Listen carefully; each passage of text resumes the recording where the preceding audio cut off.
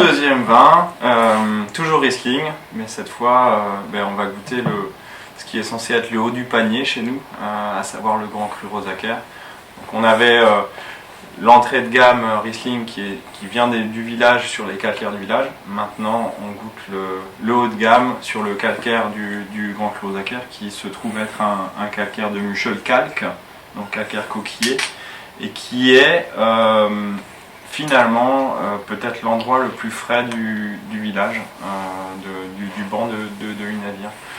Tous nos autres Riesling sont sur des terroirs sensiblement plus chauds que le Grand Cru Rosacer. Grand Cru Rosacer, donc adossé directement à la montagne, un calcaire très pur, très profond, qui mûrit lentement mais sûrement, enfin de manière très invariable, millésime après millésime. Ça ronronne sans à-coup jusqu'au bout, et on arrive à avoir des maturités pleines avec globalement très peu de botrytis, et surtout jamais de coup de chaud sur la vigne, puisqu'on n'a pas de stress hydrique, ou alors très rarement sur quelques jeunes vignes ici et là. Et voilà. Et donc à la fin, on a souvent des vins très concentrés, avec parfois des alcools un peu élevés, mais des acidités qui sont très puissantes également. Et souvent aussi beaucoup de salinité. En tout cas, c'est ce qu'on recherche dans ce type de vin, comme dans tous les grands crus d'Alsace d'ailleurs. En général, on le retrouve assez facilement sur Rosacer. En fait, ce qui est vrai, mais un peu dilué dans le Riesling classique d'entrée de gamme, et normalement se retrouve être très concentré et très évident sur le Grand Cru Rosacer. Donc il y a une vraie filiation entre notre Riesling tout simple et ce Grand Cru. Voilà. Alors là, on goûte le millésime 2019, qui est un millésime au profil plus classique en Alsace. A priori, un millésime supérieur en qualité au millésime 2018. Probablement parce qu'avec un peu moins de rendement, mais également un climat un tout petit peu moins extrême que 18. Pour moi, ce sont des millésimes qui se valent. On a des profils assez similaires, en tout cas sur nos vins. On ne passe pas du coq à l'âne, on a vraiment une continuité dans le profil des vins. Et bien sûr, c'est un peu jeune. Les vins calcaires souvent mettent un peu plus de temps à s'ouvrir. Bon, nous, le fait est qu'on a presque que du calcaire, donc on les vend jeunes aussi, tant pis, les clients choisiront le moment de le consommer. Mais c'est vrai que ce sont des vins qui vieillissent admirablement bien sur facilement 15 années, en tout cas pour le Rosacer. Et voilà. Mais jeune, c'est bon aussi. C'était pas toujours le cas. Les années très froides, où les acidités sont encore plus percutantes, ce sont des années où il faut leur laisser un peu plus de temps.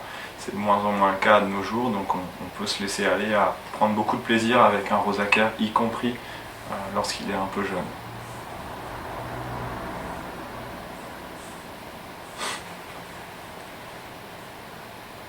Donc on n'a pas encore un nez qui affiche beaucoup de minéralité. On est sur la fin des arômes primeurs, un peu fermentaires et très fruités, sur les notes de pêche et globalement de fruits à noyaux, mais également les agrumes, très classiques en Riesling.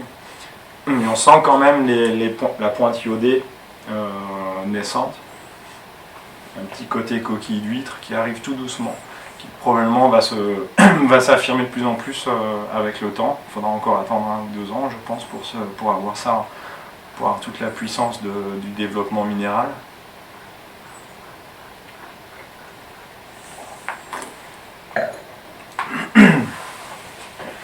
Et en bouche,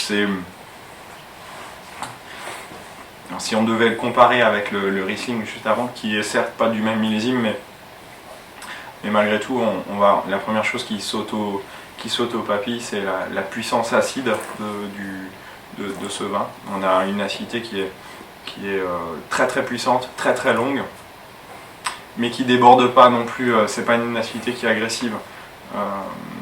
Et ça, je pense que c'est vraiment lié au terroir.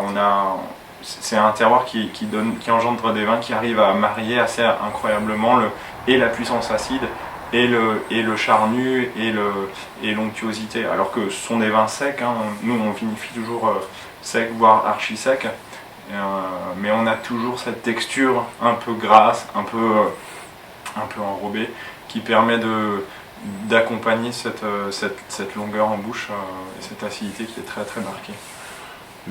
Le Grand Cru Rosacère est surtout reconnu et connu pour les Riesling. Oui. Mais est-ce que vous avez d'autres cépages qui... Ouais. Alors nous on fait aussi du Gewürz, qui est très bon aussi. Enfin globalement ça réussit bien. Là aussi ça n'a pas toujours été le cas parce que ça reste quand même un terroir frais et où le Gewürz pouvait parfois manquer un peu d'épaisseur hein, par rapport à d'autres terroirs calcaires qui sont sur des zones beaucoup plus chaudes. On avait historiquement la réputation de faire des Gewürz un peu timides. Alors les gens qui recherchent pas de Gewürz particulièrement opulents, ils trouvaient leur bonheur. Mais c'est moins en moins le cas parce que là aussi le climat se réchauffe et ici aussi on peut faire des Gewürz très très opulents. Pour le meilleur ou pour le pire, ça va dépendre de ce qu'on préfère, quoi. Mais ça reste le Gewürz reste moins recherché et moins mis en valeur globalement par les vignerons. Beaucoup en produisent, peu en font vraiment une publicité. Le Riesling reste et demeure, et peut-être de plus en plus le fer de lance de ce grand cru. Ouais. Donc vraiment, le Gewürztraminer qui serait sur le Rosacère, on a plus, on va dire, une vocation gastronomique, quoi. Ou alors plutôt de plaisir, un vin simple à boire. Non, parce que ça reste un vin très très très structuré, donc c'est un Gewürz qui va conserver beaucoup d'acidité, où les sucres résiduels vont normalement se fondre très très facilement, ou s'équilibrer très facilement. On peut avoir une charge en résiduel qui peut être très importante. Pour autant, on n'aura pas cette sensation de liqueur ou de sucre. Ça s'intègre très bien avec la trame acide qui est liée au terroir. Mais aromatiquement, ça sort du verre, comme maintenant tous les Gewürz sur tous les terroirs alsaciens, quasiment. Et dernière question sur le Rosacère, est-ce que c'est un grand cru productif? Ouais. On a cette chance de pouvoir faire sur le Rosacère et des grands vins, enfin, quand tout fonctionne bien, et en faire sur des volumes qui sont confortables. La génétique du sol le permet. Quand tu dis confortable, on va peut-être préciser quand même, les rendements grosso modo. Alors nous on doit avoir une moyenne sur les 5 dernières années, on doit faire 43 ou 44 hecto-hectares, c'est notre moyenne à nous. Mais à 50 hecto-hectares, ça fonctionne très très bien aussi, hein, il n'y a pas de problème. Ce qui est peut-être moins le cas sur des sols un peu plus légers, où il va falloir, pour maintenir une qualité, pour vraiment produire un grand vin, restreindre un peu plus la vigne. Ici, dans le temps, les anciens disaient que le plus difficile dans le Grand Cru Rosacère, c'est de ne pas faire plus que le rendement autorisé. Alors, les choses ont nettement changé, mais c'est juste pour vous donner une image de la génétique du sol. C'était vraiment un terroir où la vigne s'épanouit. Un terroir généreux, quoi. Ouais, c'est ça. Et la vigne, elle est toujours à son aise, elle ne peine jamais, et en général, du coup, ça se ressent dans le vin. Je pense que ce sont des vins qui dégagent une forme d'harmonie dans la puissance.